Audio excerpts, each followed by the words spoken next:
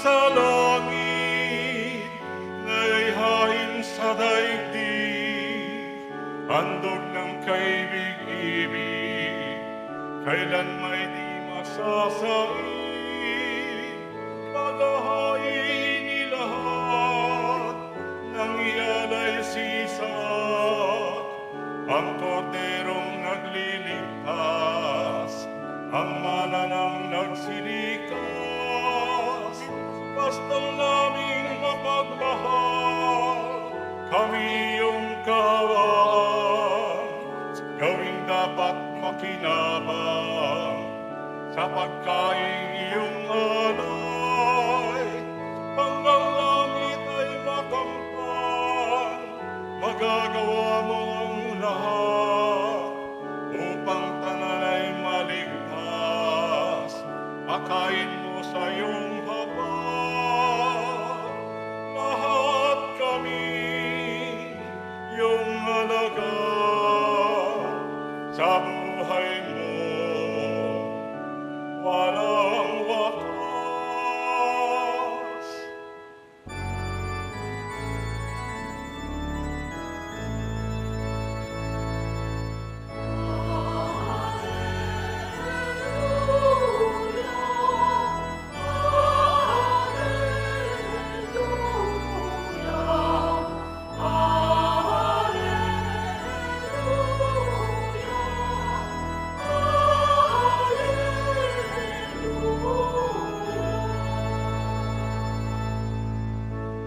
Pagkain dulot ay buhay, si Jesus na buong mahal. Buhay natin siya kailanman.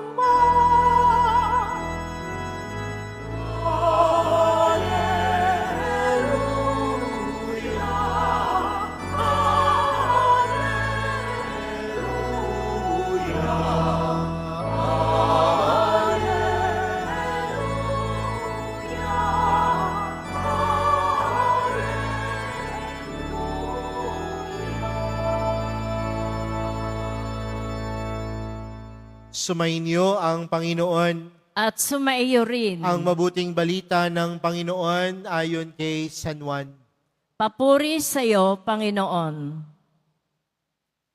Noong panahong iyon, sinabi ni Jesus sa mga tao, "Ako ang pagkaing nagbibigay buhay na bumaba mula sa langit. Mabubuhay magpakailanman ang sinumang kumain nito.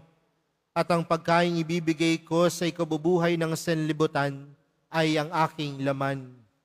Dahil dito'y nagtalo-talo ang mga Hudyo, paanong mabibigay sa atin ang taong ito ang kanyang laman upang kanin natin?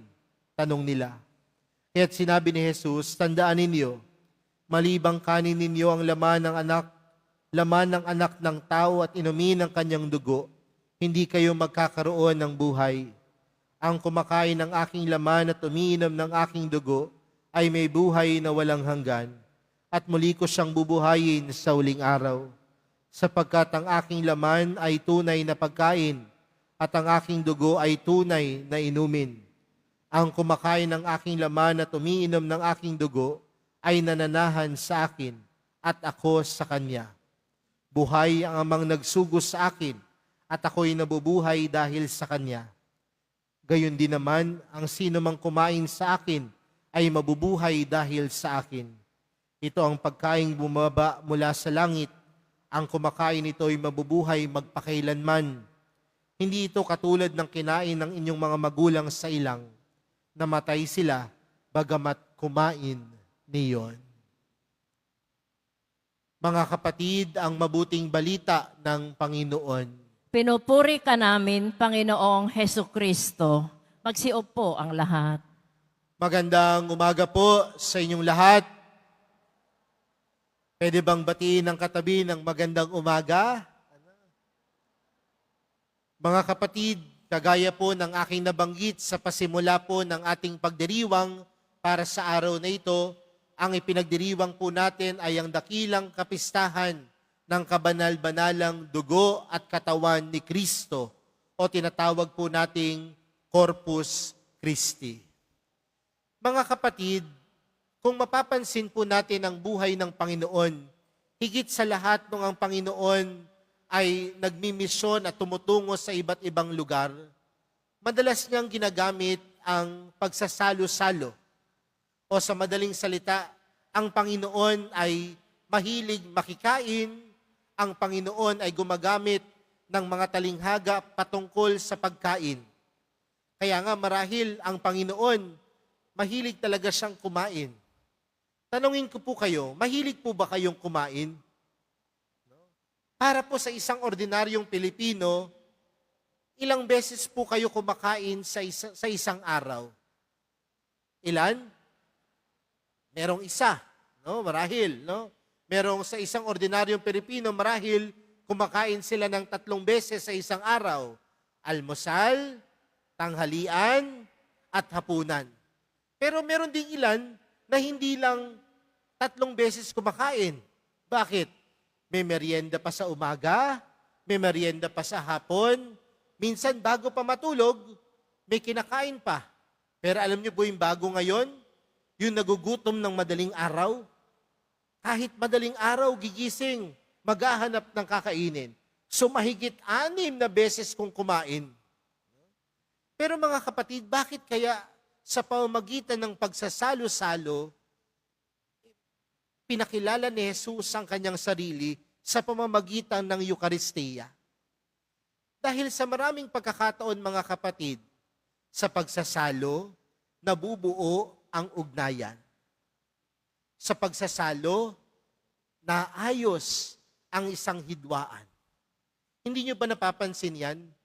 Minsan kapag nag-away ang mag-asawa, anong sasabihin ng isa sa mga mag-asawa? Halika na nga, kumain ka na. At minsan pagkatapos kumain, ayos na. Di ba sa mag-anak, sa nanay din, kapag napagsabihan yung kanyang anak, di ba minsan, o napalo mo, o napagsabihan mo, pagkatapos nun, halika na, kumain ka na. At maayos ang isang lugar, maayos ang pagsasama. Mga kapatid, marahil ganyan din ang Eucharistia. Pinapalalim ni Jesus ang kanyang ugnayan at naayos ang ugnayan natin sa Kanya. 3 bagay po ang magandang mapagnilayan. Una, pinapakilala ni Jesus ang kanyang sarili sa ating ebanghelyo bilang tunay na pagkain. Tunay na pagkain na nagbibigay ng buhay na walang hanggan. Mga kapatid, ang mundo din po ay nagkakaloob sa atin upang mawala ang ating mga gutom. Tama po ba? Kumain ka lang, mawawalan na ang iyong gutom. Pero mapapansin natin, mga kapatid, may mga pagkakataon na kakakain mo lang, maya-maya, gutom ka na. Pero ganun din po ba ang presensya ng Eucharistia sa buhay natin? Tanungin ko po kayo, may nabubusog po ba sa isang ostyang kinakain natin sa banal na misa? May nabubusog po ba? Hoy, nabubusog po ba kayo doon sa isang pirasong ostya? Yung mga sakristan nga po, pinapapakyan sa loob eh. Gutom pa pagkatapos. Pero kung tutuusin, wala naman talagang mabubusog doon. Dahil ang binubusog niyan, hindi yung kalamnan. Ngunit ang binubusog ni Jesus ay ang puso at kalooban natin. You are being nourished, not physically, by the bread, by the body of Christ, but you are being nourished spiritually, your heart, your soul, by the body of Christ. Kaya nga, mamaya, pagtanggap nyo ng komunyon, hindi ang kalamnan ang mabubusog. Kaya nga, pagkatapos ng misa, mamaya, manananghalian kayo eh. Pero dapat ang puso, ang kalooban, ang sarili, ang nabusog. Dahil si Jesus, siya ang magkakaloob ng buhay na walang hanggan. Amen? Pangalawang bagay, mga kapatid, ang Eucharistia po ay pagpapasalamat. Pero ano ang pinagpapasalamat natin sa Eucharistia? Sa buhay natin na ito, mga kapatid, nakatatanggap tayo ng mga biyaya at pagpapala sa Diyos. Tingnan mo yung katabi mo, kung yan ay asawa mo, biyaya ba yan mula sa Panginoon? Kung yan ay anak mo, grasya ba yan mula sa Panginoon? Kung ikaw ay humihinga sa mga oras na ito, biyaya ba yan mula sa Panginoon? Kung ikaw ay may hanap buhay, biyaya ba yan, grasya ba yan na tinatanggap mo mula sa Panginoon? Pero mga kapatid, tingnan po natin kung saan nagmumula ang biyaya at grasya. At kung yan ay nagmumula sa Diyos, dapat ang disposisyon po natin ay marunong magpasalamat. Dahil oras na hindi natin nakikita ang kabutihan ng Diyos sa ating buhay, yan din ang mga pagkakataon na hindi tayo natututong magpasalamat sa Diyos. You are only grateful to God if you see always the goodness of God in your life. And if you fail to see the goodness of God, I tell you, despite of everything that you have in this world, you will be ungrateful. Ang tunay na nakakakita sa kabutihan ng Diyos ay ang taong marunong magpasalamat sa Diyos. Pero oras na hindi mo na nakikita ang kabutihan ng Diyos, yun din ang mga pagkakataon na nakakalimutang mong magpasalamat sa Diyos. At ano ang pinakamagandang biyayang tinanggap natin sa Panginoon? Ang kanyang pagmamahal, ang kanyang katawan. Kaya nga, mamaya po, di ba? Pagkatapos niyong tanggapin ang komunyon, anong sasabihin? Pag sinabi ng pari o ng lay minister, katawan ni Kristo, anong sasabihin? Amen. At pagkatapos ng misa, sasabihin ng pari, humayo kayong taglayang kapayapaan ng mahal na pong Jesus Nazareno. Anong sasagot? Na may kasamang palakpakan. At minsan napaiisip po ako, sabi ko, yun ba talaga ay pagpapasalamat sa Diyos? O marahil sasabihin, salamat sa Diyos. Tapos na ang misa, ang haba kasi ng homily ni Father. O dahil nagpapasalamat tayo sa Diyos, dahil tinanggap natin ang pinakamagandang pagpapala at biyaya. At yun ay walang iba, kundi ang katawan ni Kristo. Amen? Pangatlong bagay, mga kapatid. Sabi po nila, kung ano daw po ang kinakain natin, nagiging ganun daw po tayo. We become what we eat. Kapag kayo po ay mahilig kumain ng mga gulay, nagiging ano po kayo? Hindi po kayo nagiging kambing. Pero kapag kayo ay mahilig kumain ng gulay, nagiging malusog ang inyong pangangatawan. Tama po ba?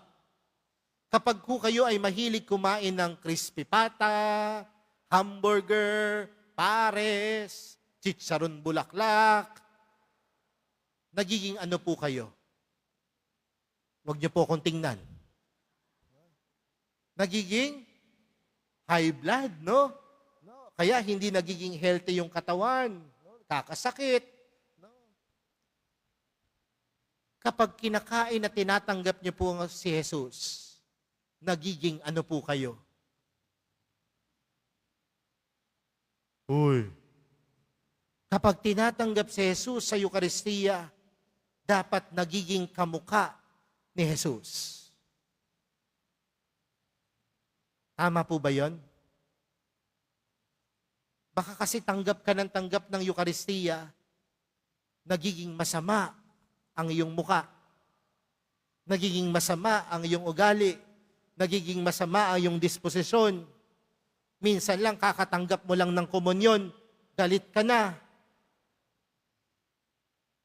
Mamaya ho, pagkatapos ng misa, uuwi kayo. O pupunta kayo kung saan-saan. At marahil may mga makakasalubong kayo at sasabihin sa inyo, saan ka galing? Anong isasagot? Nagsimba. At siguro masarap sa pakiramdam kapag sinabi sa atin, alam mo, mukha kang nagsimba.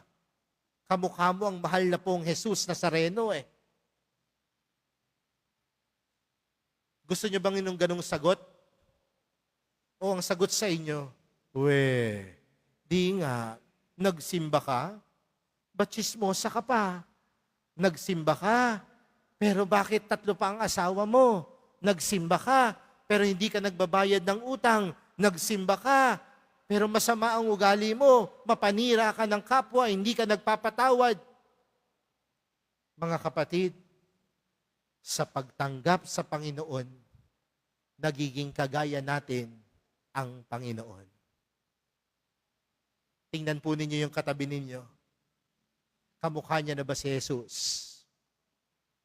Sana. Sana. Dahil kung tinatanggap natin ang Panginoon, nagiging kagaya tayo ni Jesus. Mapagmahal, maawain, at mapagpatawad. Mga kapatid, ang Eucharistia po ang inialay sa atin ni Jesus upang lumalim ang ating ugnayan sa Kanya. At mapapalalim lang natin, mga kapatid, ang ating ugnayan sa Panginoon kung makikita natin si Jesus bilang tunay na pagkain na magbibigay lakas sa ating kalooban at puso at magdadala sa atin sa buhay na walang hanggan. At kung ganun natin makita ang Panginoon, nakikita din natin siya bilang isang biyaya. At kung siya ay biyaya, marunong ka dapat magpasalamat. At sa pagpapasalamat na yon, mga kapatid, tunay kang nagiging kamukha ni Jesus. Yan po ang katawan ng Panginoon. Yan po ang katawan ni Kristo na inaalay sa atin. Yan po ang Eucharistia. At yan po ang ipinagdiriwang natin kapag tayo ay nagdiriwang ng banal na misa. Amen.